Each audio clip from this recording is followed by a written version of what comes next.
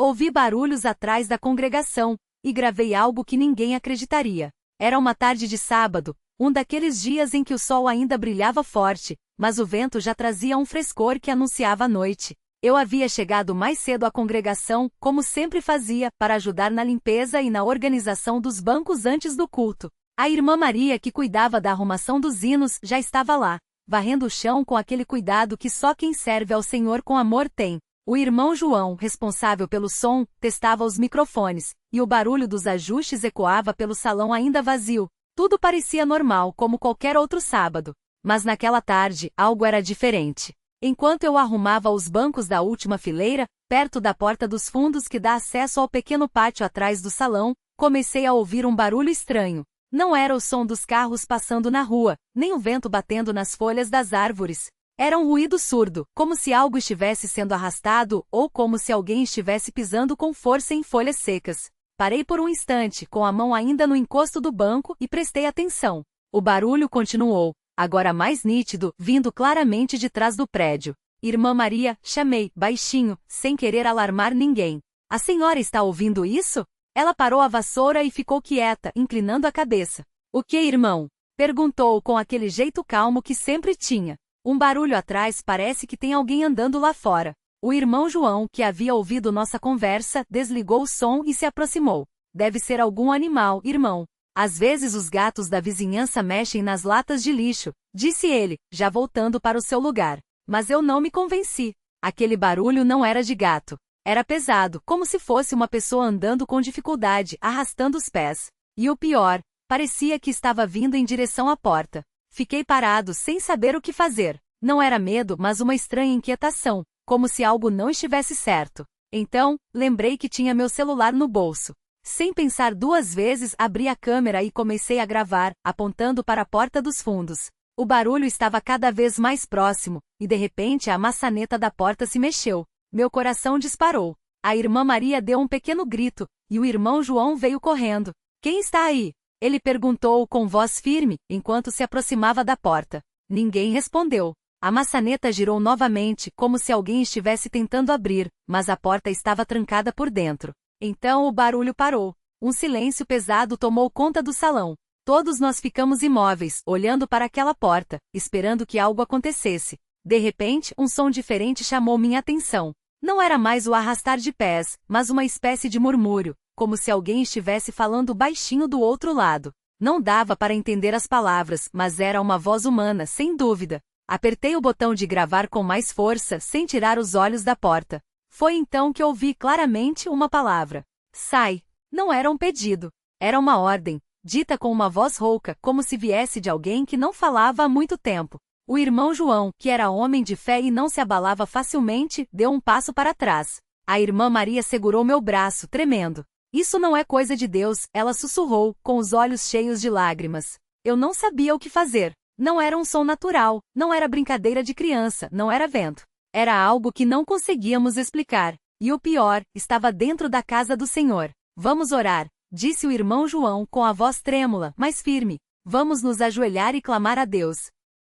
Não precisou dizer duas vezes. Nós três nos ajoelhamos ali mesmo, perto dos bancos, e começamos a orar. Não foi uma oração bonita, cheia de palavras bem arrumadas. Foi um clamor, um pedido de socorro, um reconhecimento de que estávamos diante de algo que não entendíamos, mas que sabíamos que só Deus poderia resolver. Senhor Jesus, o irmão João começou, com as mãos postas e os olhos fechados, o Senhor sabe o que está acontecendo aqui. Nós não temos força para lutar contra isso, mas o Senhor tem todo o poder. Afaste de nós qualquer coisa que não venha do Senhor. Em nome de Jesus, ordenamos que isso saia daqui. A irmã Maria chorava enquanto orava. Pai Celestial, protege os teus servos. Não deixe que o inimigo entre neste lugar que é sagrado. Cobre-nos com o teu sangue, Senhor. Eu mal conseguia falar, mas balbuciei. Deus, eu não sei o que é isso, mas eu confio no Senhor. Se o Senhor permitiu que a gente ouvisse isso, é porque o Senhor vai nos mostrar o que fazer. Ajuda-nos, Pai. Foi então que algo incrível aconteceu. Enquanto orávamos, o ar no salão parece que mudou. Não dá para explicar direito, mas era como se uma presença forte, uma paz que não era nossa, tivesse entrado no lugar. O medo que eu sentia começou a desaparecer, substituído por uma certeza de que não estávamos sozinhos. E então, do lado de fora, ouvimos um grito. Não era um grito humano. Era um som agudo, como se algo estivesse sendo forçado a ir embora. A porta tremeu como se alguém tivesse batido nela com força, e depois silêncio. Silêncio absoluto. Nós três ficamos ajoelhados por mais alguns minutos, sem coragem de nos levantar. Até que o irmão João, com voz mais calma, disse: "Vamos verificar." Abrimos a porta com cuidado. Do lado de fora, não havia ninguém. Só o pátio vazio, as folhas secas espalhadas pelo chão e o sol já se pondo. Mas havia algo diferente. No chão, bem na frente da porta, havia marcas como se algo tivesse sido arrastado para longe. Marcas profundas, como se algo pesado tivesse sido puxado com força em direção ao muro dos fundos. O irmão João olhou para mim e para a irmã Maria. "Vamos fechar a porta e trancar. E não vamos falar disso para ninguém ainda. Primeiro, vamos levar isso aos irmãos mais velhos." Concordamos. Eu ainda estava com o celular na mão, gravando tudo. Parei a gravação e olhei para a tela. O áudio estava lá, o barulho dos passos, a voz rouca, o grito no final. Era real. Não era imaginação. Naquela noite, durante o culto, eu não conseguia me concentrar. Enquanto os irmãos cantavam os hinos, minha mente voltava para aquele momento. O que aquilo tinha sido? Por que tinha acontecido justamente ali, na casa de Deus? E por que nós três tínhamos sido os únicos a ouvir? Depois do culto, o irmão João e eu fomos até a casa do irmão Antônio, um dos mais velhos da congregação, homem de muita oração e experiência. Contamos tudo para ele, sem esconder nenhum detalhe. Ele ouviu em silêncio, com atenção, e depois pediu para ouvir a gravação. Quando terminou, ele fechou os olhos por um longo tempo, como se estivesse buscando direção. "Isso não é coisa para se brincar", ele disse, finalmente. "Vamos orar juntos e depois levar isso ao irmão que preside." E foi o que fizemos. Naquela mesma noite, reunimos os irmãos mais experientes, e depois de muito orar, decidiram que precisávamos fazer uma reunião de oração especial no salão, só com os irmãos batizados, para buscar a Deus sobre aquilo. No domingo seguinte, depois do culto da manhã, ficamos. Não eram muitos, mas eram os que tinham fé para enfrentar aquilo. O irmão que preside levou a palavra e nos lembrou de que, às vezes, o inimigo tenta entrar onde não é chamado, mas que a casa de Deus é lugar de santidade, e nada impuro pode ficar ali. "Vamos jejuar e orar por 3 dias", ele disse, "e vamos consagrar este lugar de novo ao Senhor." E assim foi. Aqueles 3 dias foram de muita luta espiritual. Não era só uma oração qualquer, era uma batalha. Muitos irmãos choravam, outros clamavam em voz alta, alguns ficavam em silêncio, mas todos sentiam o peso daquilo. Eu, particularmente, sentia como se estivesse carregando algo muito pesado nas costas, uma opressão que só ia embora quando orávamos. No terceiro dia, enquanto estávamos todos ajoelhados, o irmão que preside levantou as mãos e começou a orar com uma autoridade que só vem de Deus. "Senhor, este lugar é teu. Nós o consagramos ao teu nome. Qualquer coisa que não seja do Senhor, que saia agora em nome de Jesus." Foi como se uma corrente de ar passasse pelo salão. Alguns irmãos caíram no chão, outros começaram a chorar sem parar. Eu senti algo sair de mim, como se uma nuvem escura tivesse sido tirada do meu peito.